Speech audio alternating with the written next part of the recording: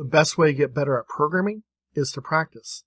And in this example, we're going to create a function that's going to use everything we've looked at in our previous programming examples.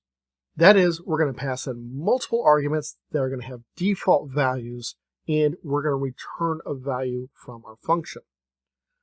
As always, this file example is available for download from the website listed in the link below.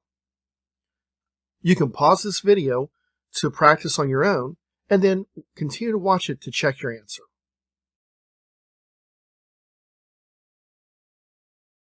So we're going to need to import a random library. Import random. Then we're going to have our function, def get value. We're going to have two parameters. First, and if we're not given a value for our first parameter, it's going to have a value of 1. And then we're going to have last, and if we don't get a value for it, we're going to get a value of 100. So we'll just say first equals 1 and last equals 100. Next thing we're going to do is we're going to say rand, short for random, random dot, and I'm going to get rand int.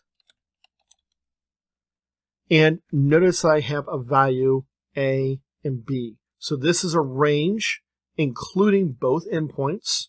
So I'm going to say first and last. And you might think, well, why did I not just use this function initially? Well, remember, I'm giving some default values. And so I might have a situation where I need that. Then I'm going to return rand. From here, I am going to have a main function. So I'm just going to print out these random values I get. So I'm going to say print get value. I'm going to choose to not pass anything in the first time. I'm going to do Control-C on a line and paste and get a couple of values here. Now, right now, there's nothing in here, so I'm going to say 5. I'm going to do 75. I'm going to do nothing. I'm going to do 5, 20.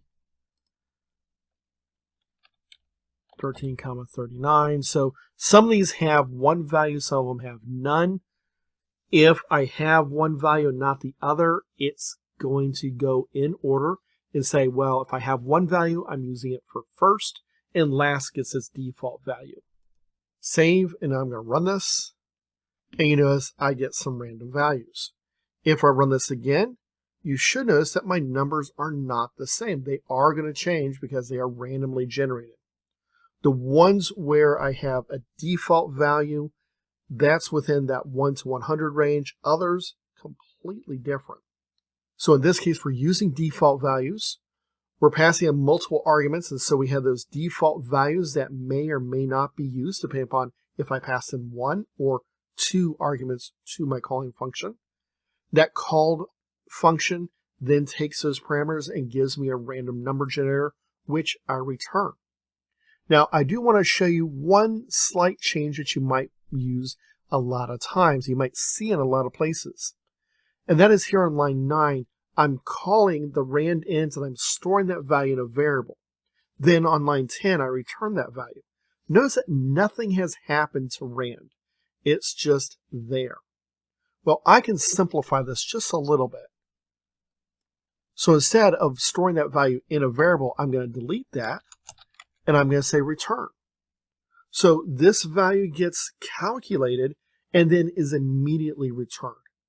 This winds up being just a little bit faster and take a little bit less memory. Not much, just a tiny little bit. But if this got used hundreds and hundreds and thousands of times over again, you would see a difference in performance. So we're going to take this and run it just to make sure that it still works.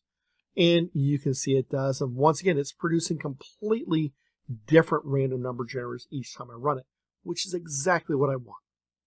So this is just combining the things we've done in this module. Now, we've got a lot more modules to go through, a lot more examples. And if you want to take a look at them, keep going through these videos to practice your Python programming.